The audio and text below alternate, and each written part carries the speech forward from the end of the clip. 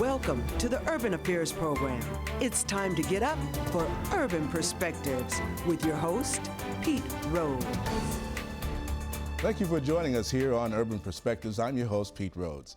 This show is sponsored in part by UCARE and the U.S. Virgin Islands Department of Tourism. On this episode, we'll present our series recognizing outstanding contributions by women in arts, business, education, and government. Thank you for joining us as we salute outstanding women here on Urban Perspectives. Here's a fact. A recent study by Merrill Lynch stated the growing clout of women as entrepreneurs, executives, and consumers is changing how companies do business and spurring economic growth around the world. Now to my guest. Oprah Winfrey has called our guest a carrier of light. Jasmine Stringer is a marketing and business development consultant. She is a nationally recognized lifestyle expert who has been featured on a variety of media outlets, including WCCO. She teaches others to connect, engage, and empower, and sees success in their lives. Welcome, Jasmine Stringer, to Urban Perspectives. How you doing? Good morning, Pete. Thank you so much for having me on Urban Perspectives today. We often see you here at our studios on Tuesdays doing your lifestyle program and say, we got to get Jasmine on this program for this Women's Salute. So you do a fantastic job. Thank you. I really appreciate that. Well, I want to start out by asking you, when did you first recognize and how did you become a lifestyle and media expert as you are? Well, I don't know. I think it's something that I kind of evolved into. You know, my majority of my professional career up to a point had been in sales and a few customer marketing roles. I had a blog that I started pinning actually in 2007, and so that really was my entree into media, because you know blogs and things of that are like pinned new media, and then the television and lifestyle expert kind of brought me into traditional media. And you do a great job with the lifestyle piece, because we learn so much from you. It's simple little things that actually mean a lot in life, in life's going on. Yeah, you know, that's what I say. I think that life is really about the simple things, and I don't know why we're wired that way, but for some reason we can overcomplicate things, or we have the tendency to do that. Yeah.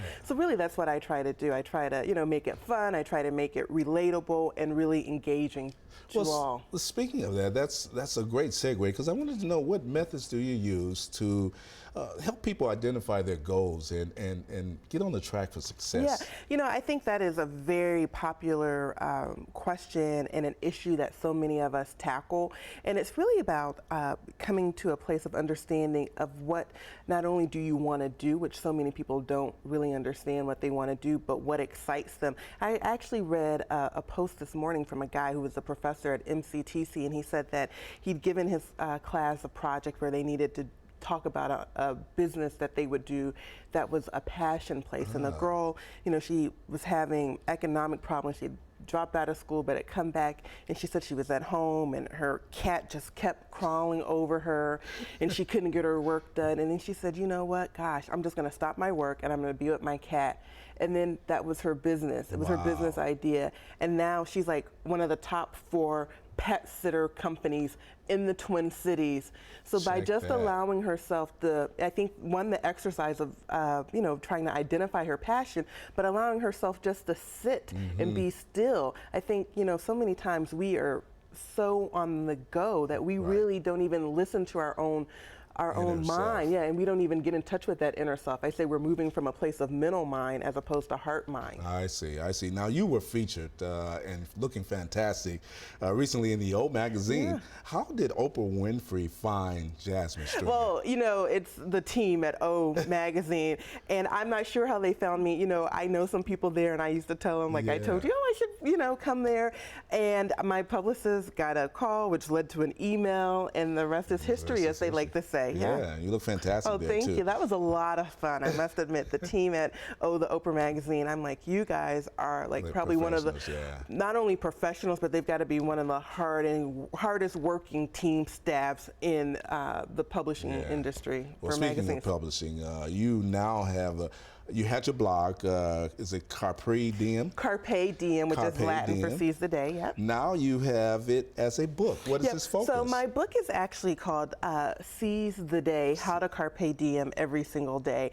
And basically, again, it's very practical, actionable guidance on how we can live more mindful, connected, and authentic lives. Again, I said, we're always chasing these things and we're truly missing the mark. Mm-hmm.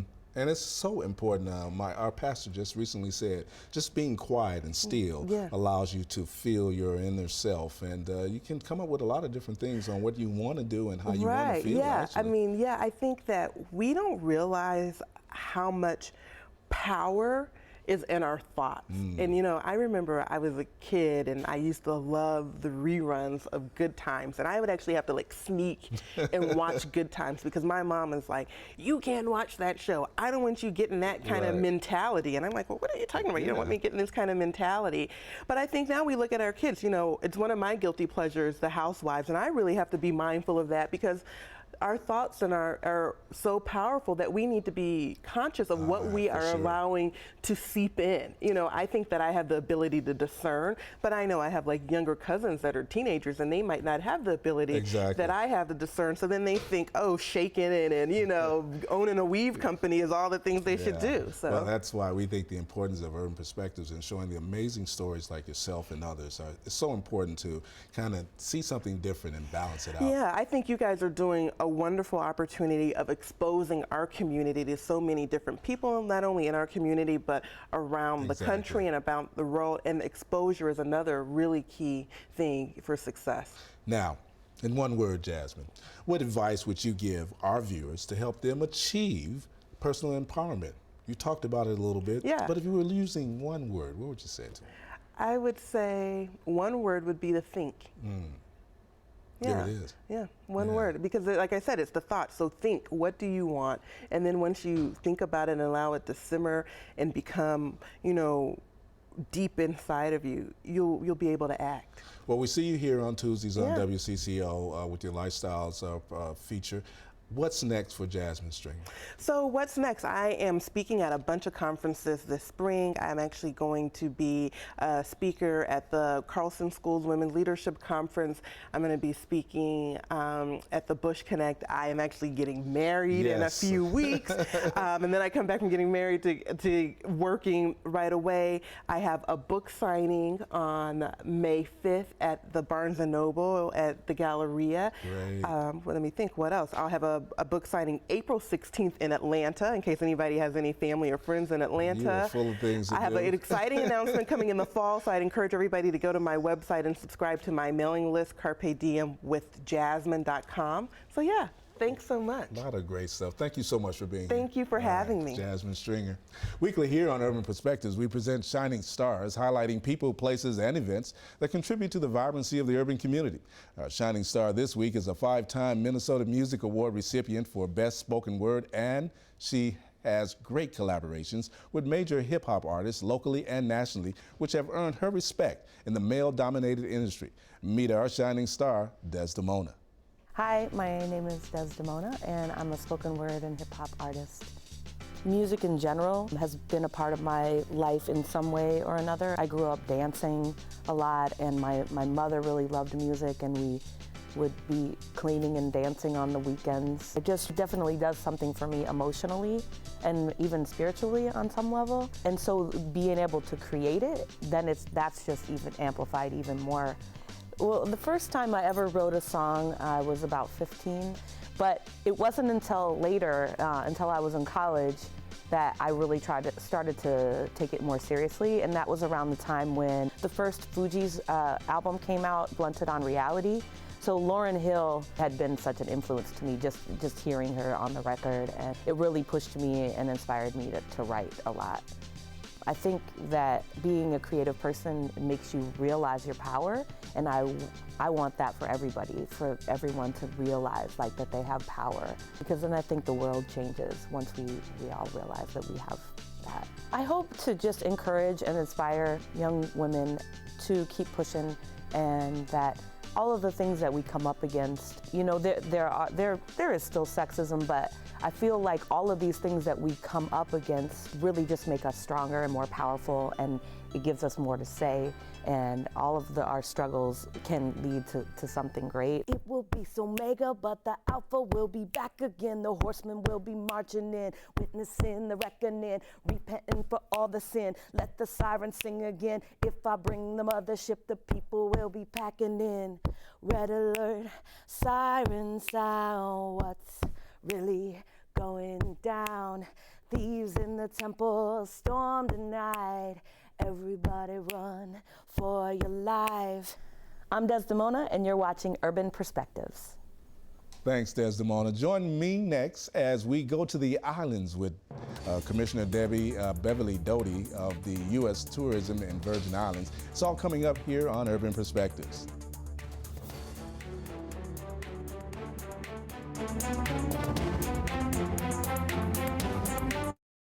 Dakota presents a journey through New Orleans with vocalist Dee Dee Bridgewater and trumpeter Irving Mayfield and the New Orleans 7, Sunday, March 13th and Monday, March 14th for 2 shows, 7 and 9 p.m. Dee Dee Bridgewater, one of the most celebrated vocalists in jazz, and Irving Mayfield, one of the most acclaimed trumpeters. Sunday, March 13th and March 14th for 2 shows, 7 and 9 p.m. Programming is sponsored by the Dakota in downtown Minneapolis.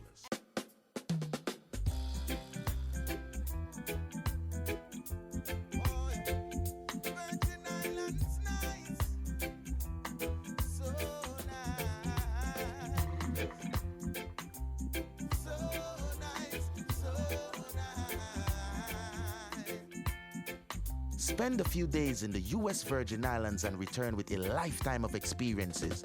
That's Virgin Islands nice. The Community Ambassadors Program is a great program that really connects with young people in key hotspots in St. Paul to really provide resources, referrals, connect them to employment. An ambassador is someone that is there to work with you, not to invade you. When you have youth congregating in the downtown area, engaging in graffiti, fights, and other kinds of crime, that doesn't help us in terms of driving growth. So along comes the Ambassador Program, and they've done an outstanding job in terms of engaging the youth and directing them into activities that are going to be much more productive for them as individuals and helps us with our goal of driving growth in the downtown area. Well, the great success of the Community Ambassadors Initiative is really the fact that we've seen huge decreases in juvenile arrests and juvenile crime in the areas that the program targets. I'm just a firm believer that if our children have alternatives, they're going to choose those ones. They're going to make good choices as long as they know what those choices are.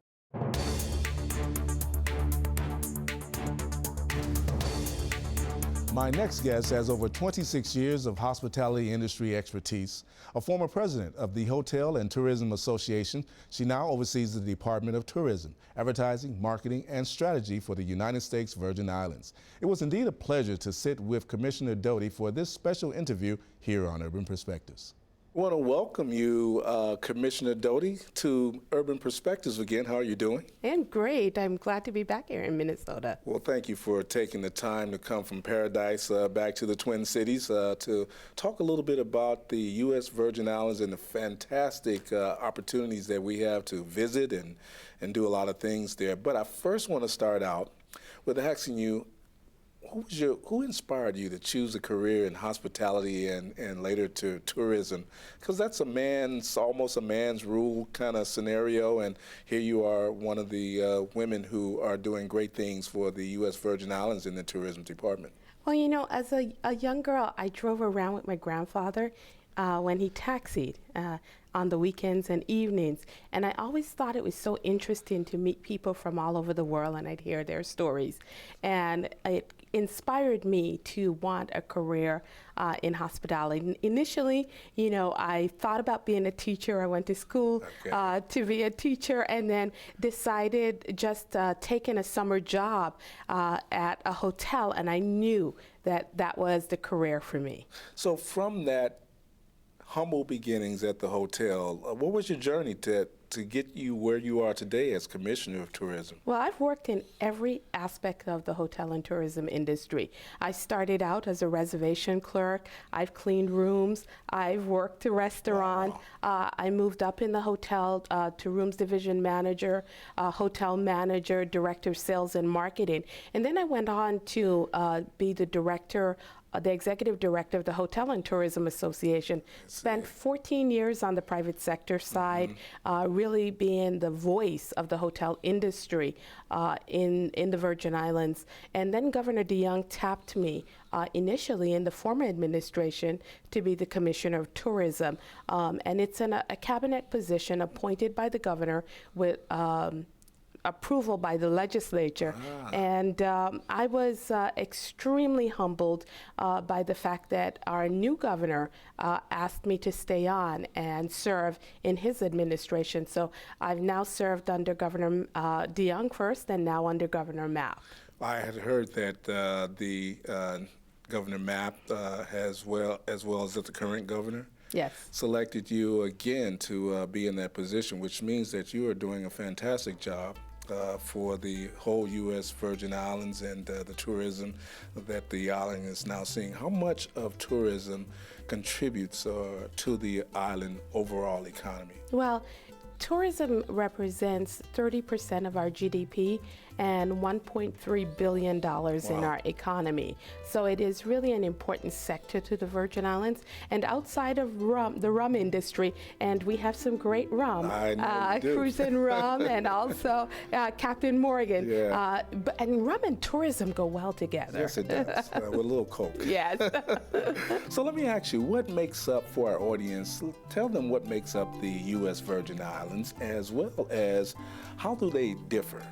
Well, you know, one of the great things is that you can experience an exotic vacation in the Caribbean and never leave U.S. soil in the Virgin Islands. And you have 3 very different experiences. St. Croix, our largest island, is probably the most authentic. It's maintained its history, its culture, and there's such a great offering in the culinary scene. Then we have St. Thomas, probably the most known.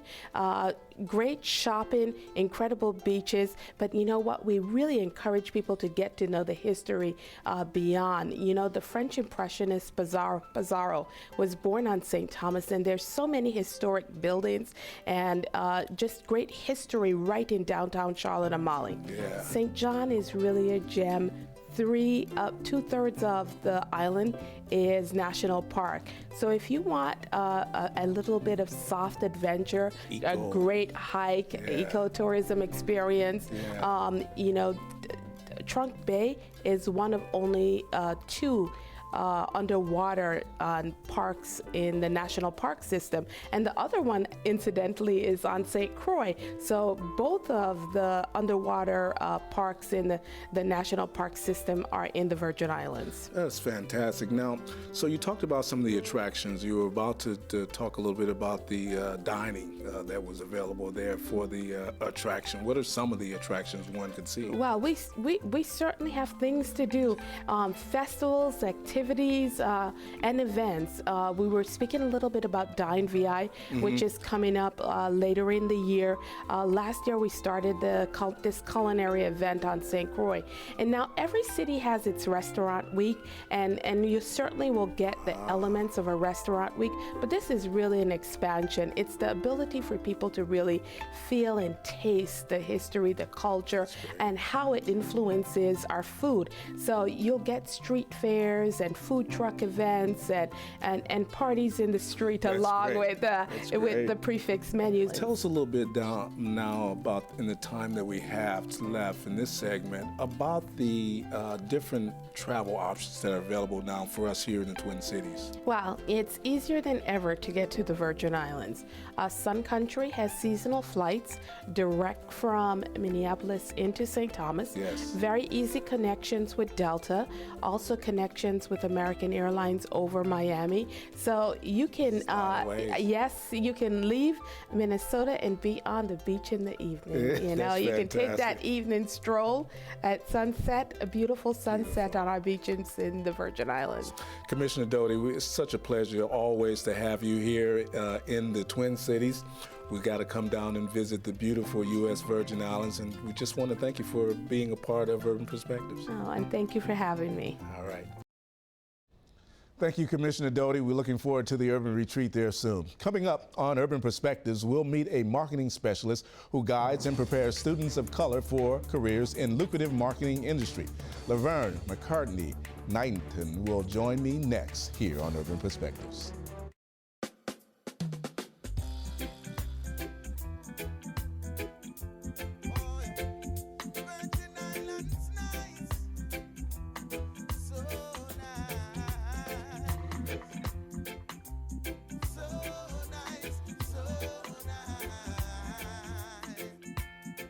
Spend a few days in the U.S. Virgin Islands and return with a lifetime of experiences. That's Virgin Islands nice.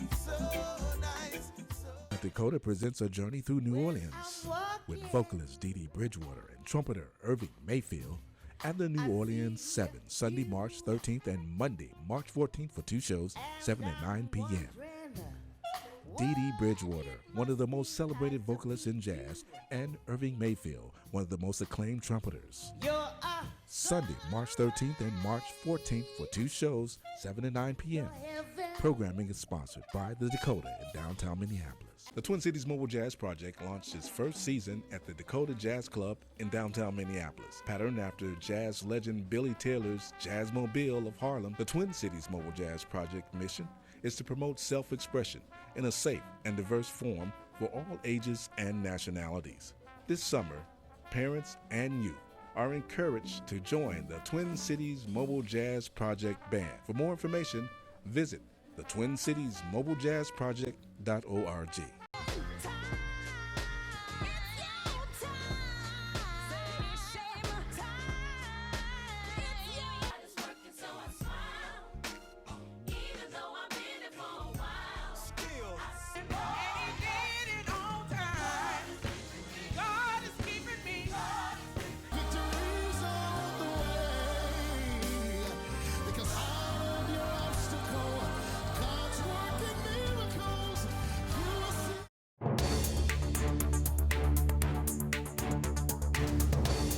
Our next guest brings a decade of community relations and planning as a brand ambassador at a Fortune 500 company. She holds a degree in consumer science and merchandising, and today she is the program director for the Brand Lab, a nonprofit whose mission is to change the face and the voice of the marketing industry.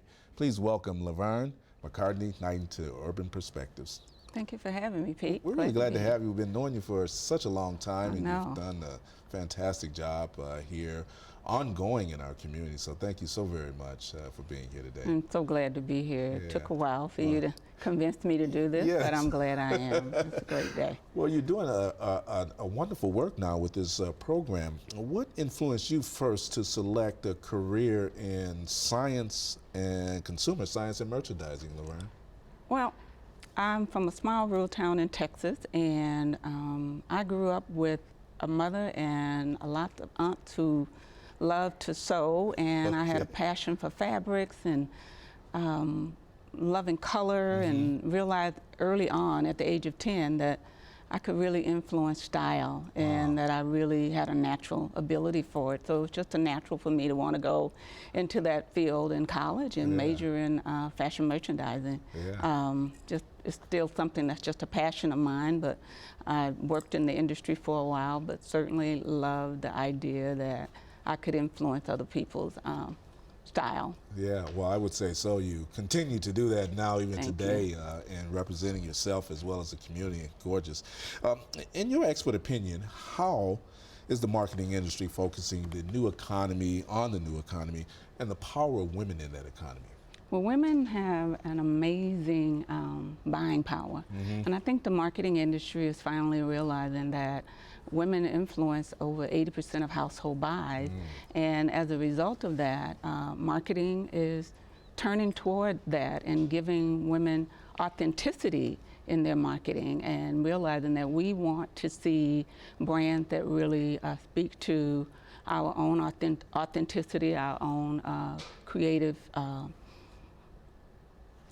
thoughts, and that it gives us the opportunity to be real. Right, and the marketers are realizing that that's what women want. And I would also add that since women are more than 50% of the population, Exactly. it makes perfect sense to Exactly. look at what they are doing, and they're controlling the household incomes. It makes perfect sense to look Totally that direction. agree.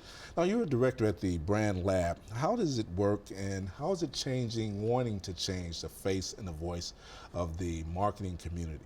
Well, the Brand Lab does exist to change the face and voice of marketing, as you say, and to bring diversity to that industry. We know that the marketing industry is very low in diversity numbers as it relates to marketing and public relations managers and advertising. So the Brand Lab exists to create a vision around an industry that thrives on the creativity and insights of people from diverse and socioeconomic background.